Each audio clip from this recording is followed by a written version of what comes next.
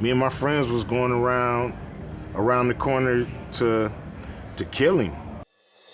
When you were 12, your half-sister was murdered by her husband. How did that impact you? Well, you know, it made me realize how cruel the world could be. It made me realize that, you know, something as precious as your life can be taken away by somebody you know.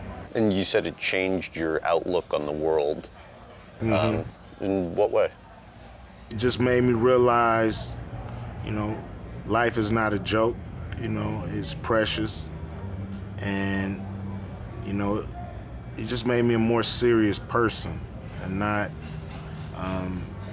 you know, it robs you a little of your childhood. You know, it took away a little bit of, you know, what it is to be a kid, you know. There was a moment in your upbringing where somebody tricked your mom into giving them money. Yeah. Take me through what happened and how you kind of lucked out by the person not being there. Somebody I knew and went to school with, who we knew was heavy on drugs, went around to my house and gave my mother some cockamamie story. So she gave him $20, and I was so mad. You violated me and my family because you knew you wasn't gonna ever get that $20 back. So me and my friends was going around the corner to kill him, and he wasn't home. So thank God, you know, thank God he wasn't home, because we were young and we was mad and we had a weapon and it was gonna happen. So it would have been stupid and I wouldn't be sitting here if it did happen. Have you ever reflected on that, like how Yeah. different the kind of narrative of life would be? Yep, I do. And like I said, I'm glad he wasn't there, because, you know, nobody should die over $20. Tell about when your mom once forced you to take an ex-girlfriend to prom. Oh, yeah. Yeah, you know, I was scheduled to go to the prom with my girlfriend at the time, and we broke up maybe a week, 10 days before the prom. So I asked somebody else to go, and my mother was not having it. She said that girl bought her dress, she was ready, and you taking her. She your ex now, you know what I'm saying? That's the last person you want to go to. We was cool, you know. I don't think we talked to each other ever again after that day. Yeah. So I believe your mom was a custodian, your dad was a groundskeeper for UCLA. How would you best explain the role that they played in your lives? Everything, you know, they helped build the man you see. You know, showed me that it was all about hard work. I could still call them and, you know, tell them how much I love them, and, you know, hopefully make sure that, you know, their life is as good as they made mine growing up. You said when you were young, your dad was strict. How so?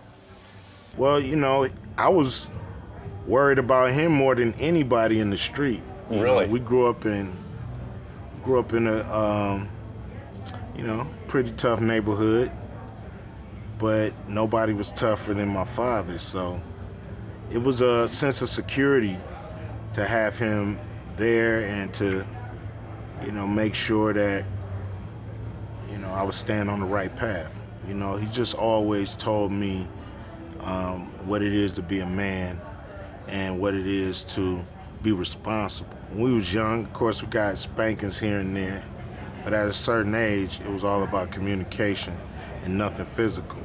And that's how I communicate with my kids and my sons. Nothing physical, you know, we're gonna communicate. At some point in your schooling, your mom makes a decision to have you go to a different school, I think 25 miles away in San Fernando Valley, wanted you to kind of, you know, stay out of trouble. And this school, from what I understand, was kind of your first big exposure to socioeconomic disparities. What do you remember noticing? just that it was a different kind of pressure. They wasn't really worried about the things we were worried about. You know, a lot of them was worried about, you know, was they going to summer camp this year? Or did they have to stay home? Was they going to be able to get a nose job or not? And, you know, these kind of things that were foreign to me. But, you know, what was cool, it was a different experience. It was, you know, just seeing basically how the other side lives. And, you know, it wasn't, to me, you know, less love or more love or any of that. It was just a economic disparity that trickled down into a lot of different areas, you know. From what I understand, there were some teachers at that school that did not like the idea of black students being there. Yeah. What would they do? You know, just be a little snippy. Try to, you know, kind of push their philosophies into the class and into the program. But, you know, those teachers are easy to spot. You know, we knew what teachers was cool with us and what teachers, you know, could care less. So I don't think that's anything different than any other school. So you said, like, when you became a teenager, programs in the neighborhood started to dwindle. Yeah. What impact did you see that have? I remember, you know, Holly Park, which is a place that it's our neighborhood park, and they used to have baseball there, you know, and then, you know, it seemed like all the programs kind of dried up, and then the park just became a hangout. And so it definitely hurt the morale of the neighborhood. You know, kids had less to do, and idle mind is the devil's workshop. Well, yeah, because you said 80% of the neighborhood was fine, 20% was hell. You know, cocaine began saturating the neighborhood, a lot of killings, families being torn up. When all that was going on, were you able to kind of, you know, stay focused? Just, you know, make up your mind what you're gonna be about.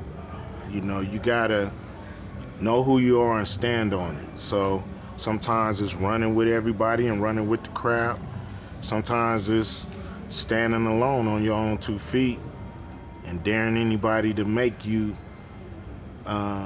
change your mind or change your position. So on our neighborhood, it was a lot of boys, so it was a pecking order in a way. You know, you fight with the dudes a little older than you and see how high you can go up. It was about being who you are and not,